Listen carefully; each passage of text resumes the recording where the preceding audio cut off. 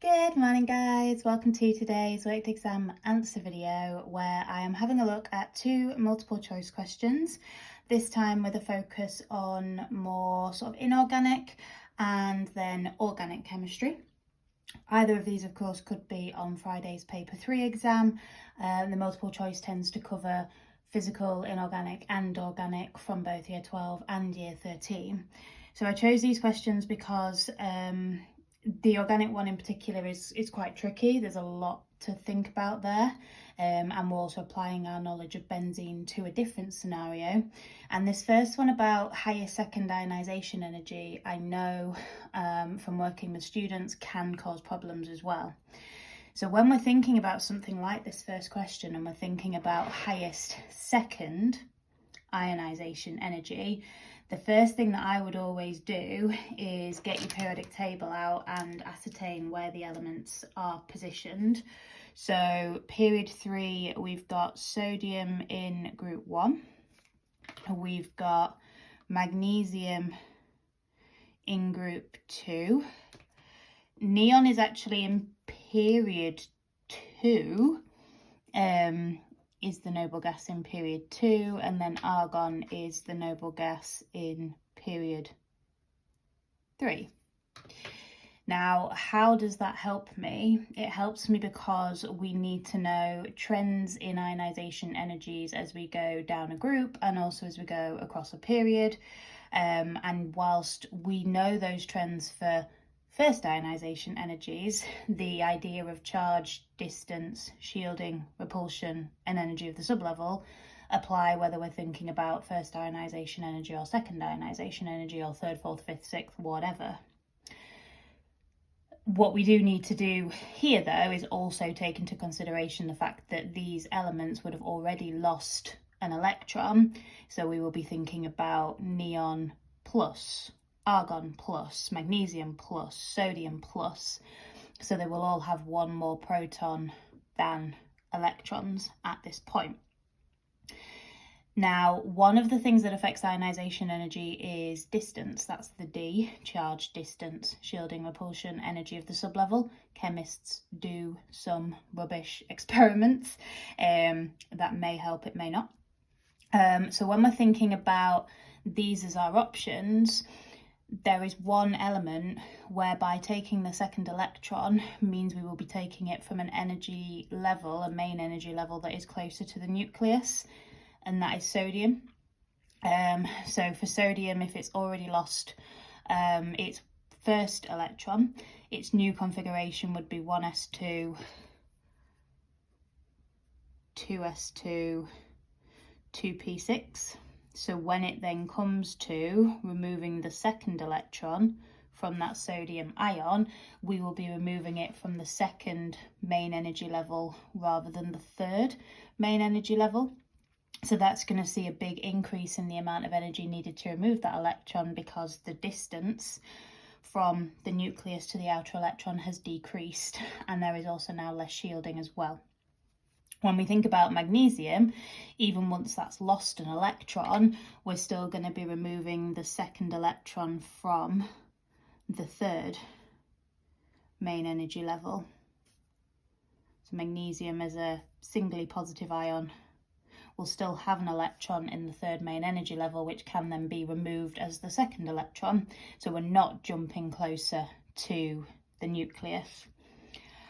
Argon, in terms of first ionisation energy, would have been higher than sodium and magnesium because it's further across the period, but of course because that's underneath neon, neon would have had the highest first ionisation energy. Both of these being noble gases, neither of them wanting to lose an electron because they have that full outer shell that makes them very stable.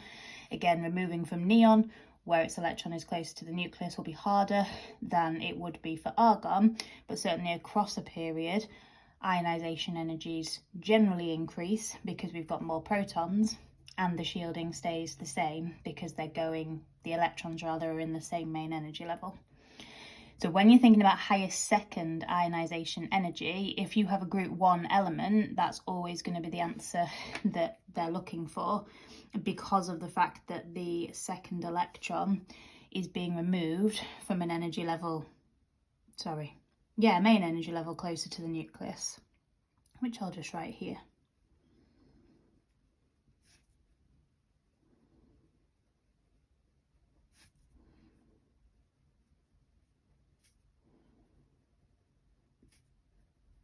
And of course, this could very well be a longer question that you have to explain, which again is why I'm doing this for you. And if this was a longer question, then yes, we would say the second electron is removed from a main energy level that's closer to the nucleus, but what does that mean? It's therefore going to take more energy to remove that second electron, because the attraction of the protons in the nucleus to the electron will be stronger. Yes, it will be stronger as well because we've got a positive ion, but they're all positive ions at this point when we're considering second ionization energies. But that would be where I'd go with that. So once you've said it's removed from a main energy level close to the nucleus, it takes more energy thus to remove because the attraction of the protons in the nucleus to the electron is stronger.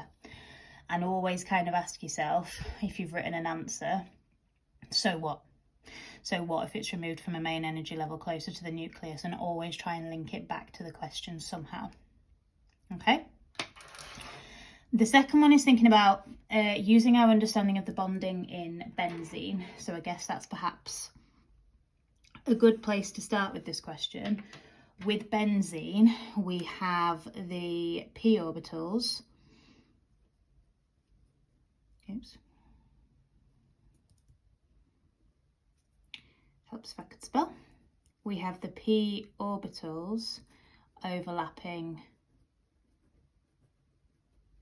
sideways. So each carbon is only bonded to 2 other carbons and then 1 hydrogen. So there is a spare electron in a p orbital, and those p orbitals then overlap sideways to create the ring of delocalized electrons. Once those p orbitals overlap, the electron in each of them no longer has to stay within its original p orbital. So we have a ring of delocalization, or a ring of delocalized electrons. What does that mean in terms of benzene stability?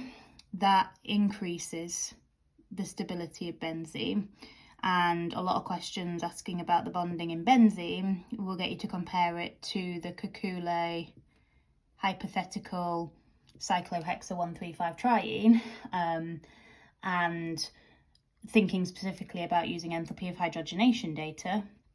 The value that we get for benzene is less exothermic than we would expect it to be, which shows that it's more stable. And that also is going to be key to this question, because here we have to work out which of these 4 compounds has the most exothermic enthalpy of hydrogenation. So again, using our knowledge of benzene, benzene had a less exothermic enthalpy of hydrogenation value. So if we're finding the one that has the most exothermic enthalpy of hydrogenation, we're looking for the one that is the least stable. Now, in terms of these options, none of these are benzene, but they all contain 2 carbon-carbon double bonds. Now, when we think about the p orbitals overlapping, that happens within a double bond as well. So we have p orbitals overlapping sideways, but it just happens across 2 carbons, rather than in benzene where we have every carbon that has a p orbital that can overlap. So we get the ring across all 6 carbons in benzene's hexagon shape. We get that within each individual double bond, but sometimes we can benefit from the positioning of those double bonds, in that they can create overlap with one another. But in order to do that, we need the double bonds to be in a specific place.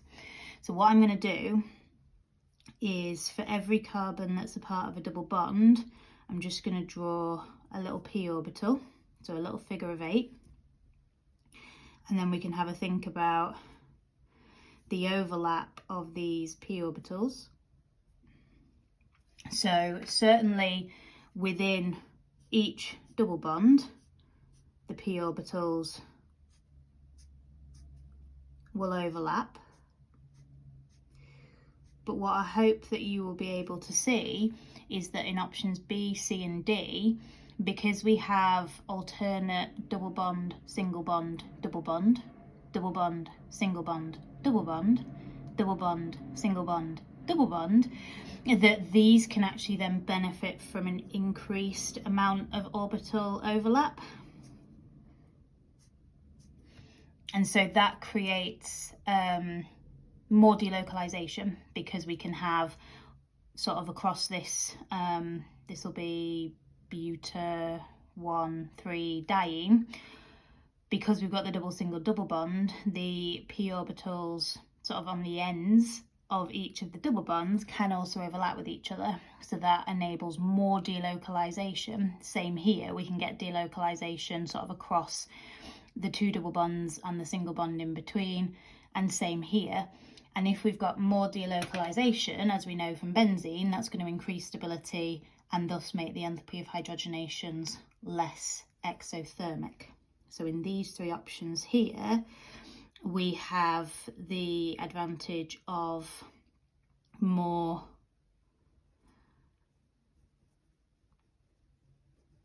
delocalization. And if this was again a longer question, and I have seen this, again it would be explaining that because you've got this alternate pattern of double single double bonds, we get more p orbital overlap, which allows for more delocalization, which increases stability, thus makes the values for these less exothermic than we would expect. Now we can't have that happening excuse me, we can't have that happening in A, because the double bonds are separated by two single bonds, and there's no way that these orbitals and these orbitals can overlap because they're not next door to each other. So this doesn't benefit from any extra stability. Therefore, that's the one that's going to have the most exothermic enthalpy of hydrogenation, because that's the one that's least stable. Now, other questions might ask you to predict values for maybe A versus B, because these are both a version of a cyclohexadiene. It's just the positions of the double bonds are different. So we've got 1,3 versus 1,4. If we had one double bond, the enthalpy of hydrogenation would be minus 120. Here, because the double bonds are opposite each other, not adjacent but one, the value here we would assign as minus 240, but we wouldn't assign that here because of the benefit of the extra overlap. So here we'd be looking for it being less exothermic than minus 240, so maybe minus 230, for example.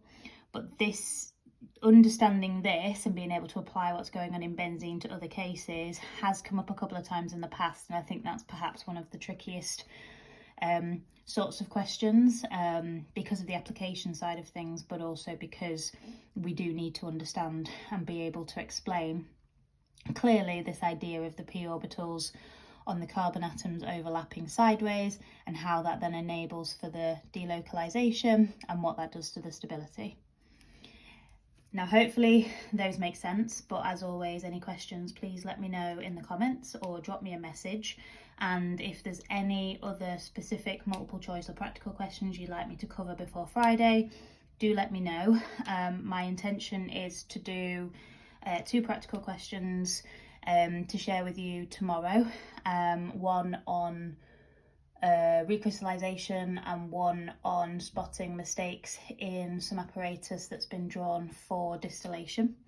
But as I say, any that you would like me to have a look at, please just let me know. I wish you all the very best with the rest of your revision.